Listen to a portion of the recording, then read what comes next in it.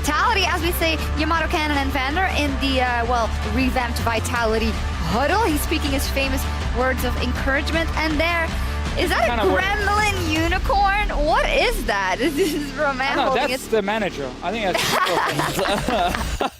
No, doesn't that look like one of those... You remember you remember those? A Furby? A Furby?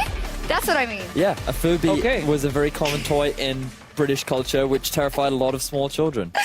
Right, and something that terrifies a lot of teams in Group B, they are the Unicorns of Love, because they went all the way to the finals in Hamburg, and, well, we have high expectations for them, and they have high expectations from themselves. They're going up against Vitality and the Unicorns of Love. Just to reiterate, fantastic spring split. They had the MVP of the split in VIT. They had the rookie of the split in Xerxes, and they just had their best split so far. So we are expecting a lot from them. They went to Korea to boot camp. What will we see? How far can they go? Utter destruction. That's my expectation of them. They went away to Korea to hone their own solo queue skills. So individually, I'm expecting a higher quality of player caliber coming out from the Unicorns of Love. But I'm excited to see what they do with the meta, because these are players that love to be creative with their picks. We know that they are bring out all this new and interesting things, and they always make it work on the LCS stage. I think we're going to see a Unicorns of Love team that looks a lot like the one we saw in spring. It is very hard to kind of keep, adding on to a lot of good things you're already doing. You start adding just like small things, like the 5% increases. I don't think we're necessarily going to see like a completely new team. Like they should play the same style, still rely a lot on like an Exile and VIT as the two main carries, the solo laners. And then I think we're just going to see Unicorns of Love that will once again be favorites to take first in Group B, and then try and challenge like Fnatic and G2 over in the other group. Yeah, definitely. So they got all the bases covered in Spring Split. They just could play standard and could play those games out in a really good fashion. Now they're up against Vitality. They are favorites in this matchup, but Vitality have made a couple of changes. After a disappointing Spring Split, Vander is in that lineup in the support role, as well as Yamato Cannon is now at the helm of the team as a coach. So what are we expecting? Maybe starting with Vander, who, from Schalke, has now joined Vitality. I think Vander is a really good upgrade over Hachani. I think almost any support, was an upgrade over what we saw from Hachani last split, where nothing worked for him and Vitality individually. Vander is considered by many of the pro supporters one of the absolute best in Europe, even after, of course, he's split in Challenger for Schalke. I think that's a good change. Should make the bot lane much better. And then Yamato Cannon, like, as a coach, he's a guy who's good at teaching like the basic macro to teams and make sure they kind of get some discipline and use it in game. I just don't know if he can do it fast enough, because Vitality kind of starting from zero. Yeah, one of the big things for me that we've been talking a lot about as a broadcast is, for a while, Vitality was considered kind of the super team when it first joined Europe. Like, a lot of the star players, we were looking at players like Nuke Duck and I think there were more super teams. They were one of their... Yeah, but like one of the super teams, rather, yeah. But to this day, I feel like that they haven't lived up to that superstar name, and I don't think it's fair to continue calling them those kind of superstars anymore. Nobody is, though. Yeah, because when you look at... Perkz is definitely a superstar here in Europe. No, I mean, I don't think we've been talking about Vitality as a super team. Right, of course. In the recent history. And that's the point, right? Because who is now going to be stepping up on this Vitality squad? It's exciting to see Vander rejoin the LCS and when he can contribute to the team, but it's difficult to say which of the players will really be the standout on this Vitality roster. Yeah, because after now basically 2 splits, we have so many questions about Steelbike, Nuke Duck, and Caposhot. Like, some of these names are big names in Europe, or used to be big names, but they haven't recently been able to actually play at the absolute highest level. And the thing about, Yamato Cannon and Vander is we hope it brings a bit more consistency to Vitality to become a smarter team that can then enable some of these carries.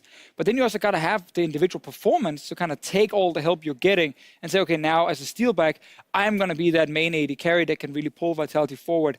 I think they're going to be in quite a disadvantage because it's so early in the split. They need way more time, where Unicorns of Love are basically coming from Spring Split that was already, as you highlighted earlier, Shock, so successful, and they should just keep going forward with the same thing. Yeah, I think that's the absolute key there. The time will be so pressing for the side of Vitality. It is an all-European lineup, though, something that also Yamato Cannon had the advantage of working with Splice, and it may be easier to just get the bases down for the team. 100%. Well, exactly. I think I'm looking forward to seeing what they can do at the start of the split, because we do know that Splice, they took a while to ramp up to that point. In the first season, they ended up finishing in 7th, and then in the second split, they made it all the way to the final, right? So we shouldn't put all of these huge expectations on Vitality from the get-go, but we do want to be tracking their growth and how well they can progress throughout the split. Yeah, I really want to highlight that I think this roster will be better than the Vitality we saw last split, and better than one we saw last year in the summer split as well. I think they're going to be a team that can really compete for that third place in Group B against teams like Splice, who obviously didn't look very good yesterday. I'm sure aware I'm only judging from one series, but I think Vitality have the potential to go up there and actually match Splice. Yeah, we are just waiting a second for the players to get into the lobby, but as you say, it's going to be about that third place. You have H2K, who looked fantastic, Unicorns of Love, who we expect to be looking very good. Then you have Mysterious Monkeys, Splice, and Vitality, so that is what they are aiming for. But let's focus a bit in on those Unicorns of Love, because it's very easy to say, well, they were great all spring split. Well, we got to remember, the end goal in the end, they didn't make it. They couldn't beat G2, and it wasn't that close either. So what would we like to see from the Unicorns of Love? We know that some of their players seem to be on peak performance already. Obviously Xerxes, obviously VIT. So where is there area for improvement? I think judging from the final specifically, Exile actually struggled quite a bit against Perks. That is obviously not a bad thing when it's Perks you're playing against, but if Unicorns wants to become the #1 team in Europe, Exile needs to really perform in playoffs at a slightly higher level. And obviously, when you also look at Samax in the bottom lane, he's not been the guy they relied on to be a main carry. So I feel like they have less tools right now than G2, who can kind of rely on multiple lanes. But they still have so many good tools to actually make it all the way to that final and be the second best team in Europe. I'm also looking at Hylissang down in the bottom lane. His consistency has been a question mark throughout the spring split, because he's either making these fantastic plays where he's netting his team a lot of advantages, or he's putting himself in a position to just freely get caught out and then just give his opponents advantage. We actually saw it multiple times throughout the finals, which we highlighted, and it's an issue that he as an individual has not really been able to rectify for a fair amount of time. Yeah, Unicorns of Love, they always talk about kind of learning from their mistakes, and they're fine making mistakes in these games and then go back and VOD review them, and Sheepa will kind of go over the macro once again. They keep talking about kind of getting better and better and smarter in terms of just the macro knowledge, and that's the thing to track again. Now they keep the same lineup. It is an organization who's made a lot of roster changes in the past. They get to keep the same players and the same infrastructure.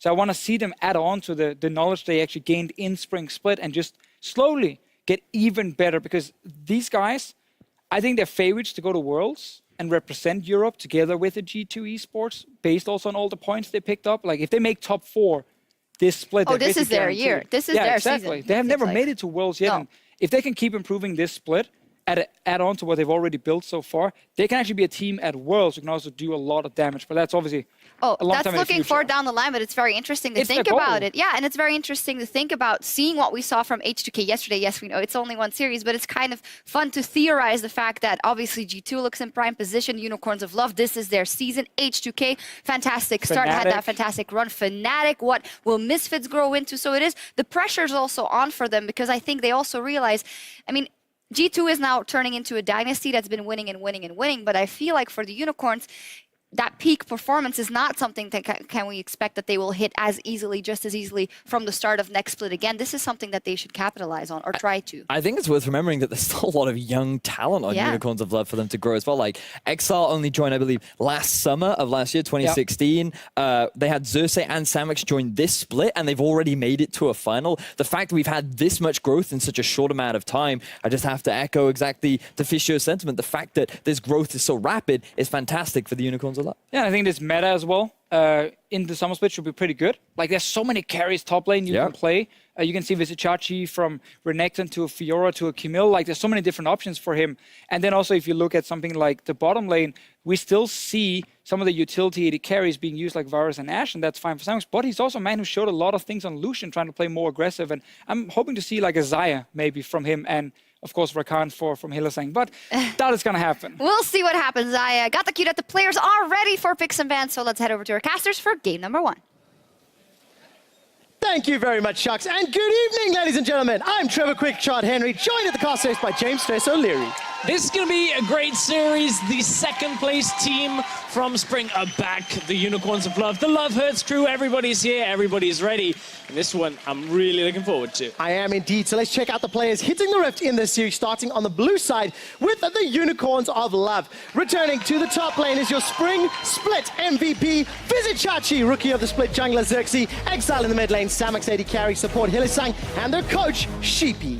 And the team that has selected the red side for game number 1, opposite the Unicorns, are Vitality. In the top lane is Cabochard. In the jungle is Joko. Mid lane, Nukeduck. AD carry, Steelback. Support comes in as Vanda, of course, previously on a lot of different lineups. And it may be a change of coach to Yamato Cannon, but he's still mellow in yellow from Splice to Vitality. We'll see how he can improve the Vitality lineup. Keeping the color scheme. You can see Yamato on stage right now, of course. Parting ways mutually with Splice at the end of spring. And now he's joined a pretty veteran, pretty experienced roster squad. One of the things we talked about is how Yamato helped shape a very young Splice last summer.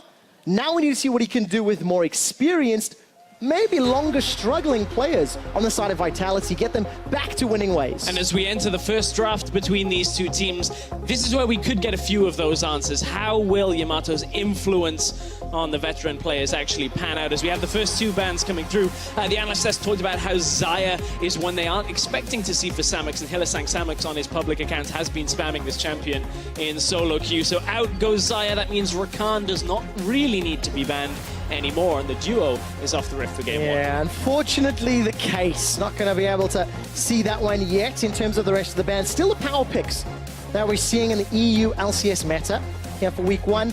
Kennen, Lee Sin taking away Malzahar, removing that from Hylissang. It was his most played champion this year. And remember how much more effective Unicorns looked when Hylissang was flash ulting people. Yes, there have been adjustments that make Malzahar as a champion and a pick a little less successful in that bottom lane, but when it's a player style thing, get it away from Hylissang. Don't let him play that big playmaking support.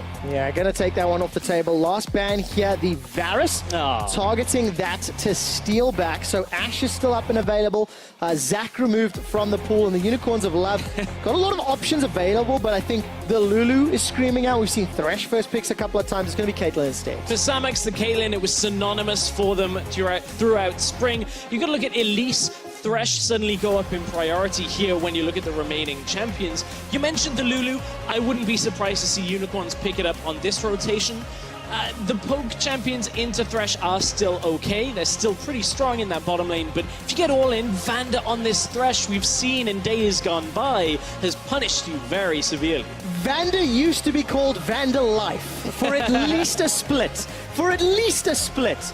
Going all the way back to his Rockat days where he arguably overtook Gosu Pepper as one of the best Threshers in Europe, but now that is a long time removed, and Vanda's going to have to step up with Vitality to help them out. It's a Gragas Syndra for UOL. And of course, this does have the ability to flex into the jungle here. We don't see a whole lot of jungle Gragas, a game here and there, but the important thing here is this is UOL saying, okay, we will win at least one of our lanes in phase 1 here, whereas Vitality, they need to pick up an AD carry or they risk getting poked down heavily in lane by this Caitlyn. That's why they go for the Twitch, something that maybe can't quite live up to the Caitlyn in lane, but when you look at scaling potential all in with the Thresh, if a hook lands, Twitch is one of the best champions at punishing. Oh, it's going to be terrifying though. Unicorns, Samux and Hilly, they had a very surprising spring split. They kept showing up against very strong duo lanes, very rarely got very heavily punished, and even in phase 2,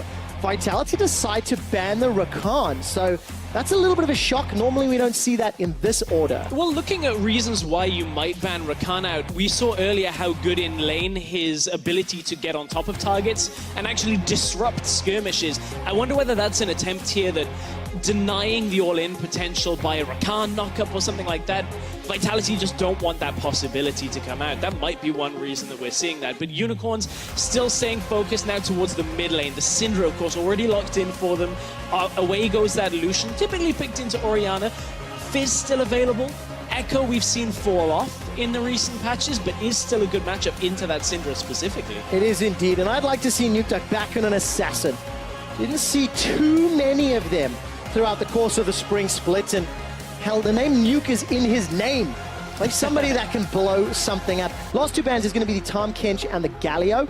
So VizitChachi and Cabochard, 2 guys with a lot of depth to them, but come on, carry v carry, make this exciting. You can flex Fizz here quite effectively. Fizz can play into Gragas in the top lane quite well, and it's a good matchup into Syndra. One that Nukeduck should be very comfortable with. So this would be one pick. However, Nukeduck, the last few games of Vitality, in the spring split, we saw Echo performances come out from Nukeduck that were insane. It was the best Vitality we were really starting to see. Wasn't enough to save their split. But again, a comfort pick comes out. Vitality maybe looking to set up for 1-3-1. That's what Yamato Cannon did very well with Splice. And I'm glad you mentioned that because, of course, the end of spring when the pressure was off Vitality, they played their best.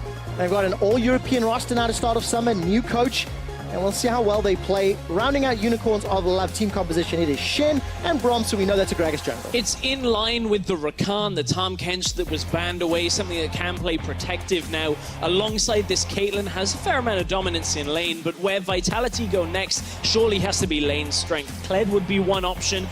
Does eventually start winning trades against the Shen, can have a lot of presence. So Vitality, you would be excused for thinking that with yellow overlays and a 1-3-1 setup, we were watching Splice from 2016 summer, but this is Vitality with Yamato Cannon. I'm excited to see how this team composition can run up against the second place team from spring. Absolutely. Unicorns team comp has the option to be very, very reactive, and the Unicorns are coming back to the European stage after a little over a week in Korea, spending a lot of time with the Rocks Tigers and playing solo queue.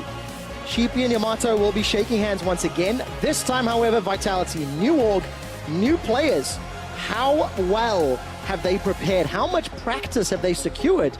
Because they're coming up against the same 5 Unicorns who, as you said, took second. And a Unicorns lineup that has some of their real big ticket picks from spring. The Shen for Chachi, the Caitlyn. This is a very solid draft out of the Unicorns for their style around team fighting later into the game. So Vitality, they're going to have their wits about them if they're going to control all 3 lanes of this map. Yeah, and of course Vitality with their Kled, the Thresh, the Echo, Elise, those are sort of playmaking champions. Great in skirmishes, great if they can get that 1-3-1 down. You guys know what to do. Jump onto Twitter, and if you support the Love Hurts crew, hashtag UOL win. And of course, if you think the Bees will start the split with a sting, hashtag VIT win. Ladies and gentlemen, it's the summer split. Unicorns taking on Vitality. Gonna have to see whether the Weedle of Vitality is turned into the Kakuna into B-Drill now, or whether it's not quite going to be enough. Need a little bit more time hibernating. But I think there are higher expectations on Vitality here. But it's a tough task. Unicorns have looked so good this whole split. Yeah, and I think just to be the caveat, and not to start on a Debbie Downer, but this is a team that has been struggling for a while. So for Vitality, the all-European roster, the new coaching staff, let's see what they can do. But my excitement is definitely a little bit more around this UOL squad. We talked about how it's the same 5 players. Stress, this is the first time in 2.5 years that the Unicorns of Love have gone from one split to another with the same starting 5. The only other time that happened was spring to summer in their debut. Nukeduck gets tagged, but goes to phase dive. This should get him to safety. Yeah, he's okay here. 3 seconds for the next phase dive. Forces the flash. Nukeduck counting down the queue until Hilly could fire again. Respect just in case Xerxes body slam flashed him. It wasn't super likely, but Nukeduck playing, knowing he has teleport in lane. He will now sacrifice a little bit of lane presence. Of course, it's only post 6 that this Echo really has the effect against Syndra, so it shouldn't be too damning unless Xerxes gets to mid lane before that flash is back available. Damn, as if Echo into Syndra wasn't difficult enough. In the early game, yeah. Now you've got to deal with not having flash. And I'm glad you mentioned Xerxes. He's got that Gragas. Started to pick that one up towards the end of the spring split. He and Vizichachi had phenomenal performances. Vizichachi ended up going MVP of spring. Undoubtedly the best top laner we had. Oh, yeah. And Xerxes blew everyone away with consistent performance and growth, earning that Rookie of the Split title. He was putting up massive numbers and great performances as well, and you look at this first game of the split, I look at a Gragas and I say that's exactly what Xerxes likes to do, is he can play the engaged champion, he can determine when the Unicorns go aggressive, and Chachi, he's going to try and control the side lane. Difficult against Kled, but then bring him into team fights. Get onto Samex with the Stand United, and again, tip the numbers in Unicorn's favor. So Vitality have given Unicorn some very comfortable picks for the opening game for them this split. Yeah, absolutely. Exile's going to use that force of will. Dark Sphere and Nukeduck just gets obliterated his HP. It's a level 1 versus level 2, of course, and Nukeduck's just going to have to farm up under the tower. Yeah, he's going to sacrifice a little bit, but Time Winder will help him out when he decides to use it. Obviously, after level 2, he took Phase Dive first to jump over the wall. So now he should be okay, and that's where the TP we were talking about comes into play. Ooh, look at this. Death Sentence down onto Hilly. Vander and Steelback got themselves some good early damage. And there's a difference here between that trade and a lot of the trades we were seeing in yesterday's 2v2s where the Thresh Hook would land and suddenly they'd trade evenly. Samex didn't have too much of an opportunity to return fire onto Vander or Steelback, and that's going to be an interesting thing that we look at when we go further on in this lane. Hylissang forced to use a potion already. We do have a Doran's Blade on Samex, so it means if they're not dictating the trades in this bottom lane, that's where the Doran's Shield sustain will actually outweigh the added damage threat the Blade brings. Yeah, going to be interesting to see how it progresses, of course. These scaling ADCs with Doran's Blade working in their favor. Bear Trap on a rope there for Cabochard. Just getting some trading down. But I did like seeing Steelback and Vander working together. Steelback, one of the most hyped AD carries from last year. Transitions to Vitality, and unfortunately had a plethora of supports at his side. So he wasn't really set up for success, right? But we still know the ability. We know the high highs that Steelback can reach. And let's see if more consistent bottom lane with Vander helps him out. And I look at the support pool in Europe, and if I'm an AD carry, I'm saying I want Vander next to me because Mithi, he's on G2, but if there's a guy that is at least second best here, Vander at the end of 2016 was putting up big performances for H2K, so I think this is a big steal from Vitality to pick him up off the failed Schalke roster that were aiming to get into the LCS. Yeah, the amount of experience you're talking about, 193 LCS games, semi-finalist last year. Here's another Death Sentence catching out Hylissang, pulling him backwards. A lot of minions being forced into though as we jump to the mid. No flasher. Nukeduck Xerxes sets up a play. But the parallel convergence dissuades the engage. And there we go. Love Hurts ramping up the volume here in Berlin. There's Vitality in UOL. They just keep trading back and forth, but nobody's cracking yet. Yeah, they were trying to capitalize on the fact that Nukeduck had just TP'd back into lane, so trying to double down, no flash, no TP. Maybe we can put him super far behind in the lane, but it wasn't quite enough. Nukeduck maintained his health for a lot of that. Parallel convergence came down and he was easily able to get out. But look, Unicorns didn't expend anything but time for it either. Cersei didn't flash in. He has the opportunity to do that again in the next couple of seconds, but Nukeduck doesn't really have too long left on that flash cooldown. No, and he's going to have access to the Chrono Break shortly as well. So another get out of jail free card for Nukeduck's mid lane Echo. Looking at the summoner spells, it was the flash teleport, sorry. So that's, of course, helping him out. In actual fact, earning Nukeduck a CS advantage despite being flashless. Exile, on the other hand, he's opted to go for the flash heal. So looking to mitigate some of the burst damage instead of the cleanse, which is something we've seen a couple times into Elisa's, but normally a little more hard CC for that to be valuable. Yeah, a couple of items we got to look at here as well as Joko's coming down to the bottom. It's Steelback. He's back in lane. Vander gets the two-man play. Joko's looking for Samex, sinks the fangs in. Vitality trading damage back and forth. It's Steelback with the kill. Cocoon catches Hylissang and he gets a concussive bow down and is able to escape. Vitality sting first. Yeah, Vitality able to get back to lane very quickly off the boot spy from Steelback. They're able to get the first kill. And it's so important and something that Joko has done all split long. Joko was involved in 18 out of 19 first bloods for Vitality. First game on the stage, and he gets it again with the bottom lane. This guy is trying to gun for Jankos' moniker. We'll see when they end up playing against H2K whether Joko maintains that. Jankos back on form as well, but Joko has gone from strength to strength. From a guy that subbed in for the Unicorns and people had a lot of questions outside of his rec side to now a seemingly more reliable jungler on Vitality. We're only 6 minutes into the first game for them with the split, but I think this kind of performance out of Joko, if he can keep it going, is what they can build off. Here comes the stealth in the top lane, not expecting this. Steelback yells, surprise! As the charge goes down from Cabochard. Vizichachi takes a lot of damage. Flash forward with a bear trap on a rope, but Vizichachi breaks the tether. And Vitality, they start the early lane swap. They get Chachi's flash. We've seen this happen across other leagues. LCK have done this a few times where you get something down in the bottom lane and then swap up towards top, put pressure on the top lane. And look, now that Chachi had just hit 6, he can't really utilize that for a while now. Unicorns are pushing down in the bottom lane. Chachi can't really defend top on his own. There's 3 people from Vitality already up there pushing towards that tower, and already Vitality with a breath of life compared to their spring split team. Yeah, great start to the game. We're in a race for tower first blood. I redact the statement. Vitality will get tower first blood. They are much further ahead. The tempo advantage of the initial play, and they're actually going to give the goal to Caboshard as well. And now what they can do, if they can end up getting in 2 minutes time that Rift Herald and break mid lane as well, this is where a 1-3-1 composition can come alive, because typically you don't get that mid tower until a lot later into the game. Now if you have control through mid and through the jungle, that's where Joko can move from lane to lane, just assist where they need it. And so can Steelback. Yeah. Throw down the ambush on that exactly. switch.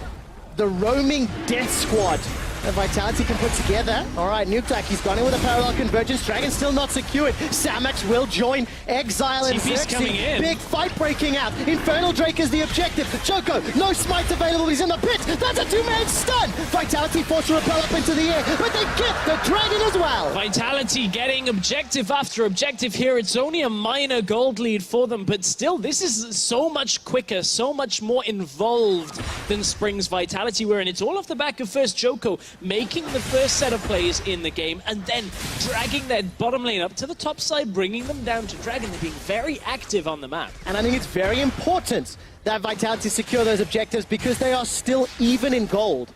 Stress for a team that got first tower blood, first Dragon, the CS differences that were in top and middle until a few seconds ago is what's keeping UOL relevant itemization-wise. Chachi has had a little time to soak some farm up on the top side. He was a little ahead before the swap as well. That's where some of this gold disparity is being made up, but the same Xerxes has been farming up quite heavily himself. I want to see Unicorn's next move on this. Where do they stem the bleeding? I think they have to play a little bit around Rift Herald now, because that first tower cracking so quickly in favor of a 1-3-1 comp. I think you have to be a lot more aware of an on-spawn Rift Herald take, especially when it's an Elise, a champion that's very good at taking Rift Herald quickly. That's what I got to watch out for. Yeah, and looking at the vision, not really a whole lot invested there yet. UOL obviously had a lot of Dragon-based vision because they made that move for the Infernal a few minutes ago. And we're getting closer to the 10-minute mark. The map slowly starting to open up. And we always talk about the setup of the 1-3-1. That's what Vitality want to do in order to activate it. And for UOL, with the likes of a Shen, they obviously want to try attack that setup, prevent it happening. And that requires having good vision and maybe sort of anticipating where Vitality go.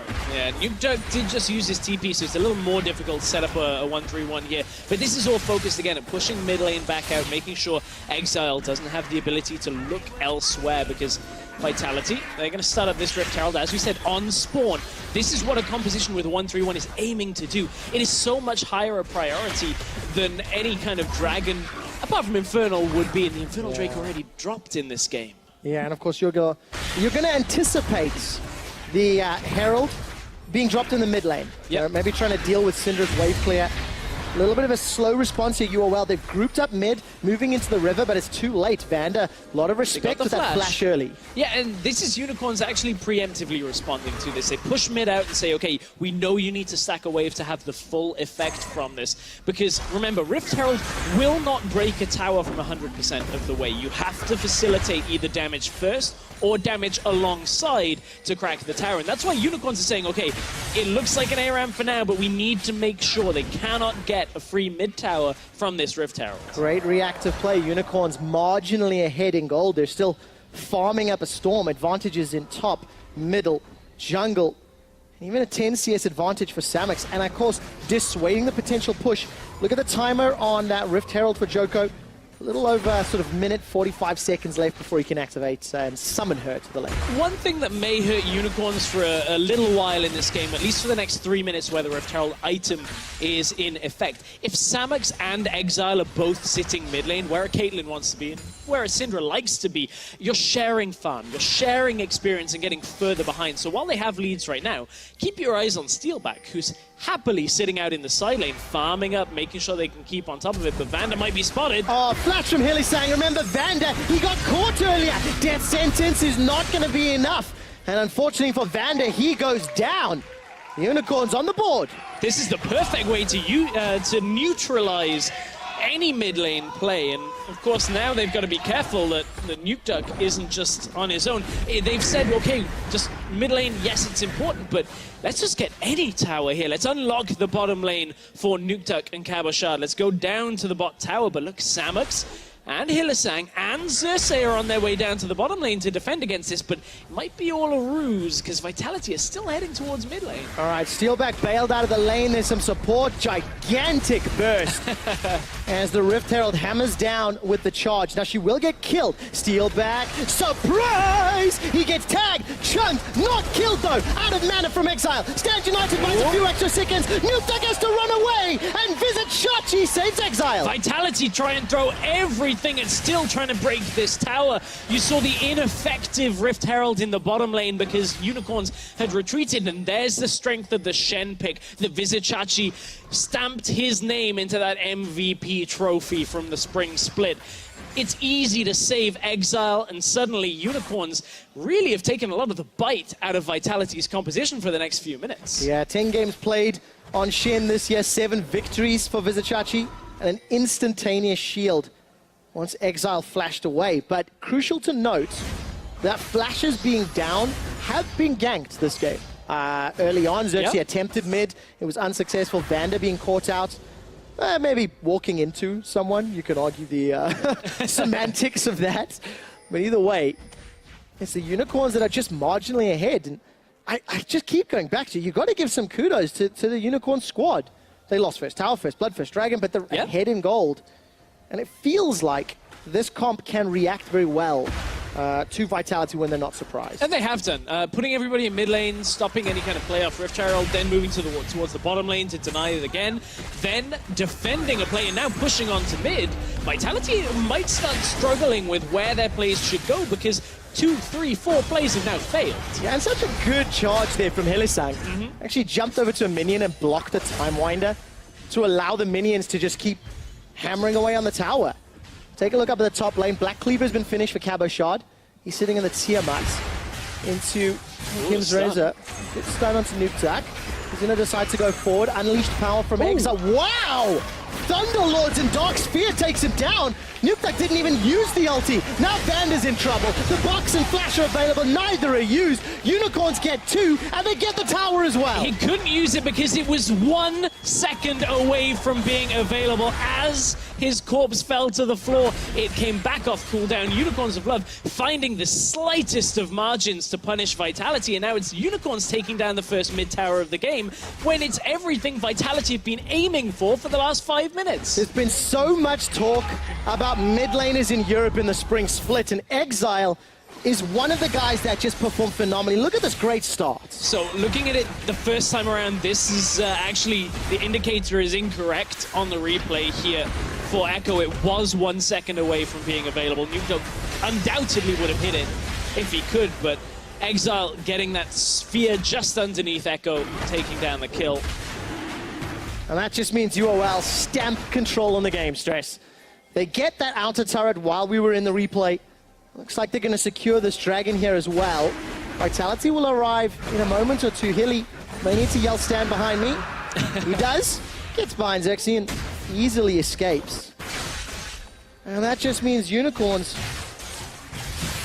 they take charge. You know, they've got the lead, they've got the items, and Exile, he set up the picks. This has been an interesting game where we've seen strengths and weaknesses from both teams. Where we saw Unicorns maybe not quite prepared for the bottom lane setup with the Twitch, with the Thresh, then Vitality moving towards the top side, but then they've kind of run aground. Is probably the best way of putting it. Everything they've tried hasn't been as successful as they'd planned, so now this should be an easy take on the bottom tower. They'll be able to defend the top side as well as Nuke Duck's heading up there with his TP, and this is where double TP can start to take over. Unicorns, they can only bring Shen across the map. They can't bring Samux's Caitlyn, and this is where they can start to really pressure towers. Oh, look at that! Joko, goodbye! I was watching to see whether Chachi was flashed. after the taunt, but just Joko too close, didn't have a chance to repel, didn't have his flash available. You talked about flashes being punished when they weren't there. Joko gets punished for treading too far to the tower. They should have just taken the one tower and been done with it. That is why Chachi got MVP and why Xerxes was rookie of the split. The combo, man. The combo. No, they just made that look, they're just good. Like, no hesitation. Insta-gib under the tower. A little bit of maybe disrespect from Vitality going very far forward with limited vision. But I want to praise the play from UOL. No hesitation and just great communication, which is something they did exceptionally well all split long. Yeah. The team, when they went in together. They were always there together as a team. And that's another interesting thing with another split to have more experience. They've already got the second most championship points you can get. They surely are chomping at the bit to get to Worlds. This is a team that I think actually could do very well against a number of internationals. They will, of course, be playing, I believe, some others. Oh, hang on, Xerxes going in. Yeah, exactly. Nukeduck's going to be forced to flash. A lot of threat in the tower. Look at the ring of vision in the top quadrant. Unicorns making it very clear they can play around that tower very safely. And I'm going to go back to what you said a few seconds ago. Second place, most championship points, same team, Korean Bootcamp. This is the best Unicorns of Love we've ever seen. Yeah. You know, they've made playoffs every single split. They've made finals twice. And they've kept the roster only for the second time ever between splits, which is a big deal for a team that has kind of been plagued, you know, losing some players, some unlucky situations, some visa, etc. And there's very, very high hopes for the Love Hurts crew here and everybody who is a Unicorns fan online. What a fine Xerxes was as a jungler. I mean, a lot of people, obviously, he came from the TCL. A lot of people didn't really rate him as a jungler, and comes out and does a fantastic job. And it's really showed up one of the biggest problems Unicorns have had over a long period of time, that they've fixed now a consistent jungler who genuinely looks to be one of the best junglers that Europe has. Yeah, reliable performer, deep champion pool. After some experimentation, struggled a little bit throughout the course of the early weeks of the split. And as we get to 20 minutes stress, it's a 2,000 lead for UOL. They've now stamped control on the map. And you mentioned some of the rosters, and we talked about UOL over time. Joko and Steelback once wore the pink, proudly. Yeah. Not exactly a revenge game. No. Death sentence goes down. This is a pretty tanky Vizichachi. He gets the Stand United out and quite easily escapes. So Vander uses the box for that one.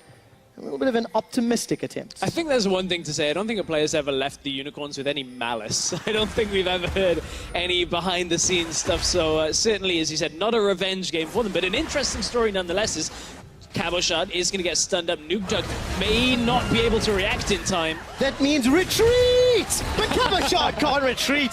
He gets blown up. The man on your screen, Yamato Cannon, definitely helping Vitality in the early game, giving them a breath of life.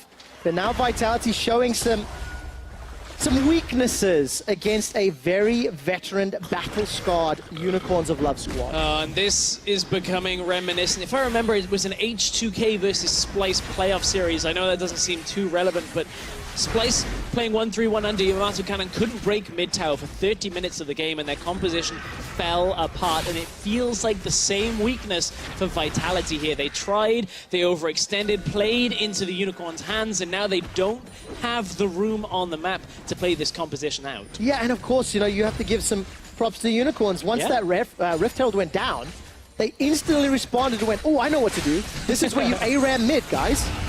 Samix is going to get out of range of Nukeduck's convergence, and there's no real threat. And now all of a sudden it's UOL setting up what looks like a 4-1. They have a cut right in towards mid lane that they can push down towards this next inner tower, and Vitality can't react in time. Twitch has been out on the side lane trying to play with the 3-person stack out there. However, Hook does land. But it catches Vizichachi. That's not who you want. Unicorn definitely enthusiastic backstage. That thing looks evil. Sheepy's trying so hard to be serious, and he's like, Romar, come on. He's like, we are playing an EU LCS game right now. This is serious business. But Unicorns are looking fantastic. We talked about their preparation coming into the split. We've talked about how they've stayed together. Looking at Vitality on the other side, I guess the question is, how much are people expecting them to contend with the second place European team? Because I think to some extent that what we saw in the early game is actually commendable out of Vitality. And I think against other teams, this might have been a lot more successful that didn't know to defend mid tower with everything. I think teams, maybe the performance we saw out of Rocket in the previous game, may have crumbled at that strategy. I agree, and I also think it is week 1. Each team's played one series so far. We absolutely love to make sweeping statements. I know I do. I'm particularly well known for my sweeping statements. But I will have tempered expectations. Because, of course, Vander's going to catch out Xerxes. Xerxes with that frozen heart, very tanky right now. Vitality still unable to find a kill. And Samox is untouched. Vander goes down, Chrono Break, simply not enough damage. Samox with the red buff, and the ace in the hole not even needed. That's a double kill for UOL's AD carry. The Unicorns team fighting looks as clean as ever. Vitality throwing everything at the engage, trying to get right into the mix. And you know, cool, calm, collected. Chachi comes in with the stand united on Xerxes. Unicorns take out 2. Now they're looking for Baron. Stun lands. Look at this. Unleashed power not even necessary. Exile takes down Steelback with just the combos. Force of Will once more. Gets Scatter the Weak out and Joe goes down. Exile with a double kill delayed ace on Vitality. He's starting off summer as he means to go on. He had some of the highest kills per game of a player in any league in Spring Split, and Exile already 5 on the board. This guy is a machine. As Unicorns of Love with a good turnaround here. Looked like Xerxes was caught and maybe they couldn't take it, but remember the Shen ult comes through instantly on teams. Hillisang, excuse me, and then they keep Hillisang alive. Cabochard runs into the fight, tries to escape. Nukeduck can't even get the kill with a Chrono Break, and from there it's an easy double kill for Samox on this Caitlyn. How comfortable is this guy when he's given the Sheriff a Piltover? Oh man, it helps when you've got a Gragas, a Shen, and a Braum to soak everything up, but that's the team. You know, they've built around Samox, who is arguably a defensive laner, but he's definitely a great team fighter. And Unicorns have leaned on Samox throughout the year, and he has not faltered. He's not buckled under the pressure, and just Unicorns, look, they were the favorites this matchup. You know, they are playing well, they are, you know, expected to do this, and just they didn't stress, it hasn't felt like they were scared at all, despite Vitality getting some early advantages. This is what you would expect a team that invested in a boot camp to look like. We saw it out of Fnatic yesterday as well, looking very clean, very crisp, prepared for the split. And you can see the teams that seemingly have invested in this growth in between spring and summer split legitimately look prepared, legitimately look like contenders in their group. And as you said, Unicorns were expected even before we saw what they look out of the boot camp, but this is looking good. Yeah, it really is. Only one death on the Unicorn side. It is Samox from early in the game. I am hoping Xerxes dies a little bit more on a personal level, because Vedius has him in his fantasy team. And I need to win this week. I'm taking fantasy quite seriously. I've not won, ever. So, Exile needs to kill everyone. Not even that time when you drafted all TSM players? No, that didn't work as well as I'd hoped, actually. Surprise! Should have stuck with Europe at that point. Exactly. Unicorns of Love are going to take down their 5th tower of the game with the help of Baron buff. Still a minute 20 for Chachi. Chachi doesn't care. He's straight up He really doesn't care at this point, pushing with Baron buff. Cabochard gave up. He actually gave up. But I want to look at how Vitality's composition can actually play from behind, and it's very difficult.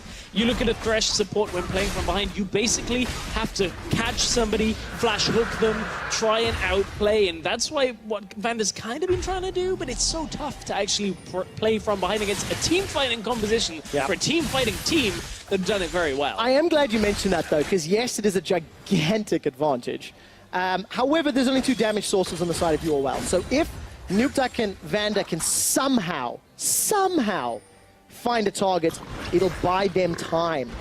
There's a Chachi, got himself that Goggles stone plate, so good luck killing him anymore. Definitely going to be able to jump on the front line and steal back. Only 2 items to his name. Hurricane and Blade of the Rune King going up against iEdge, Zeal, Hurricane, and QSS for Samox. So pretty significant difference when it comes to itemization. It is, of course, Caitlyn. Everybody talks about being 4 items. Well, if you're ahead of the enemy AD carry, generally, a lot of the time you'll be doing well, but in the sense of team fights. But Exile himself is perhaps the more vulnerable one, as I say, that Samus gets jumped on. Exactly, look at the damage, but there's no support for Nuke Duck! Exile is dominating! Comes in, sweeps up the kill, says, Samus, you got jumped on, doesn't matter. Get me them juicy fantasy points. Anyways, Exile and the rest of Unicorns, they've got no more Baron, but they don't even need it. Stand United and teleport still up for Chachi in his bottom lane. Chachi didn't even ult, and his AD carry got jumped on by an AP Echo with Lich Bane. That's how cool these guys are playing out all of these team fights. The base has been broken open. Visit Chachi's bringing the conga line up in bottom lane. The rest of Unicorns of Love gonna take down the inhibitor to some golf claps here in Berlin, and This looks clinical. just an easy move over. This is just great, you know. It is beautiful to see a team win ahead, so easily close it out. Vander's gonna get popped down. Unleash power, not enough to get take it back. Xerxes gets the kill. Now Xerxes running for his life as he's being chunked down by Steelback. Cocoon connects from Joko, but not a lot of damage. Exile is godlike. That's his 7th of the game. Continues to move forward. Steelback forced a flash. Inhibitor number 2 is the target. Parallel convergence could cut off the retreat path. The Nuke Duck can't follow it in. The taunt connects and Nuke Duck's down. Again, Unicorns with another clean skirmish. Only 1 death in the entire game. Vitality came with good strategy in the early game. Good basis on a 1-3-1, but they didn't quite execute. The Unicorns punished them very hard. 13 kills for the team. 11 of them have been involved with Exile. It's a stun onto Steelback, and the Nexus is destroyed. Unicorns pick up a couple extra kills under Joko. Samus on a killing spree. They're not done yet. Exile is legendary. 9 kills, and Unicorns outclass Vitality in Game 1 of Summer. For what it's worth, Exile did not get the 10th kill. There are bonus points for the 10th kill. People are already going to be saying, I hope Quickshot doesn't talk about fantasy the entire split. But what people should be talking about is Unicorns looking great, because it was just more of the same we saw from Spring, which is fantastic for the Unicorns fans. Yes. And the Love Hurts crew. And honestly, for the European region, when you look at a team that's able to coordinate quite like that, I'm looking forward to seeing the second game in this series. Of course, it's not all over yet. Vitality, that was only one of their strategies. Yes. I don't think it's unthinkable to say they could come back in the series, but honestly, this time they just couldn't break mid-tower, couldn't break the game open. It was great seeing huge smiles on the side of UOL. Visit Chachi 107, Xerxes 106. They gave up 1 kill the entire game. Just simply no real pressure after those first few kills. And it's surprising because Vitality, they got first blood, they got first dragon, they got first tower. And they got Rift Herald. And they were looking to push, but getting Rift Herald is only half of it. Utilizing it is the other. And Unicorns denied the Rift Herald beautifully. It was what Splice were trying to do against H2K yesterday, but couldn't quite do. No, they definitely could not. Unicorns, they are looking exceptionally well. They got off to a great start this series. We're going to leave it up to the analysts to take a look at game number 1.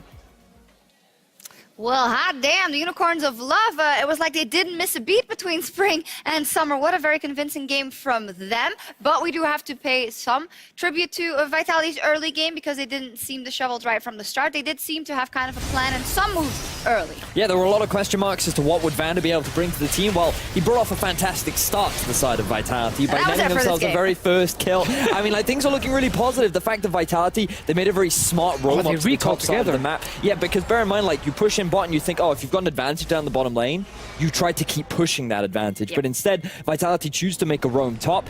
And if Vander was a little bit faster to the lane, they could have even gotten themselves a kill onto Chachi and then gotten themselves that first kill. And you deny this level 6 Shen play, which mitigates a lot of the power that UOL's comp has. Yeah, everything right now is actually looking so good for them. They even get first tower. They give all the gold to Shot on the Kled. They play this 1-3-1 split push. Comes like, okay, Vitality, decent start. They got Rift Herald? Better than expected, they got Rift Herald. And funny enough, when they got the Rift Herald, that's where I really felt like Unicorns of Love kind of won the game already. Even though it's Vitality getting Rift Herald, because what you will see is a massive macro mistake from Vander and Vitality. So at this point here, when we pause the replay and we can see both mid and bot lane, what you ideally want to do as Vitality is you want to actually push out bot with Steelback and Joko as backup and Vander obviously nearby. And then you want to move these 3 guys to mid lane where you place the Rift Herald and you take the mid lane tower, you break open the game so you can really start pushing deep into the enemy territory. The problem here is that Vander doesn't wait for Steelback to actually push this bot lane out, because then they could move together into this river here to get vision. He actually just walks in without flash, without any backup, without minions being pushed. Look at mid lane, Exile already pushed in Nukeduck. Why is Vander walking into this river when no one is around to help him, and his mid lane is even pushed to his tower? And bear in mind, like, he doesn't have flash either. He's basically asking to be caught out. But the additional part of this is UOL, they'd moved all 4 members to the mid, expecting this referral play to come out. They left the bottom lane open. There were many avenues for Vitality to take advantage of, but there was just a severe lack of respect coming out from Vander, and he was just too quick on the trigger. Exactly, and because he died right there, Vitality couldn't actually utilize Rift Herald. Because now they didn't have enough members to go mid and place it. They couldn't push out bot lane because they already lost their support, so they would just get ganked and killed. So then they just kind of half-assed place it down the bottom side and be like, oh, I guess maybe with the minions we can get some damage on the tower. And that's all based on Vander moving into the river without having his lanes push first. He dies, and then no Rift Herald play. I feel a bit bad for him. We're ragging on him pretty hard, but it did turn the game around, yeah. Because at this moment, Unicorns of Love just turned the game completely on its head, right? They are the ones to get themselves the mid tower. They're the ones finding so many fights going in their favor. And this 1-3-1 composition that Vitality tried to set up for themselves could never really get off the ground. And this is really the determining fight that really swung things in the favor of UOL. Yeah, and there's already a bad thing that you have to team fight with this combat Vitality. At this point in the game, you really want to, you know, you want to split versus VIT is highlighted. Fight breaks out and all the damage is on Hylissang at first, who's obviously a tanky support, and this down means Exile Samex, almost full HP that is sitting on during the fight. So not only is it tough to team fight at this point with a 1-3-1 comp, you also focus all your engage onto Braum. Probably the guy you actually want to hit the least in a fight like this. Yeah, and I also feel like, obviously this was the mistake we highlighted from Vander and from Vitality of not pushing the advantage. But if we think about the teams that can punish that the hardest, Unicorns of Love, it's very reminiscent of how they push through advantages all the way through Spring. They choose a moment, they get that one advantage, and they know what to do on every front. Yeah, they're pretty good at riding the momentum. You know, you'd expect that being that you are a horse, in fact. So, Unicorns of Love. I'm pretty sure you're a unicorn. Yeah, okay. Not a horse. Have you not been paying any attention? I'm just saying. Oh my God. Semantics, to fish your semantics. Who's Samantha? Coming back to the game at hand, Unicorns of Love having an impressive performance. However, their early game definitely had points of weakness. The fact that Samex and Hylissang were pushing up that aggressively in the lane, leaving themselves open for that initial gank to play out, really gave a big avenue for Vitality to capitalize on. If they had played the map a little bit stronger, this could have been a very different game.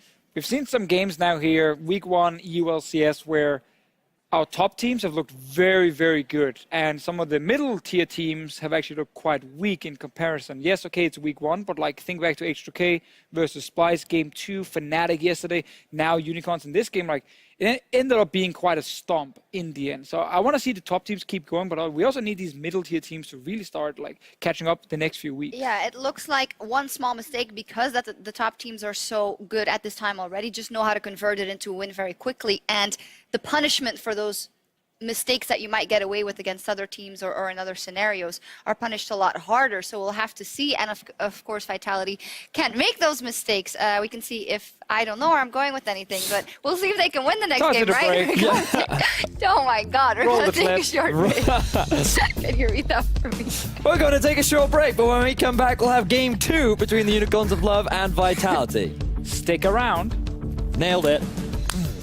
He's back in lane. Vander gets the 2-man play. Joko's looking for Samex, sinks the fangs in. Vitality trading damage back and forth. It's still back with the kill. Kim's Razor gets stunned onto Nukeduck.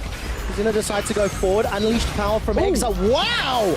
Thunderlords and Dark Spear takes him down. Vitality still unable to find the kill. And Samex is untouched.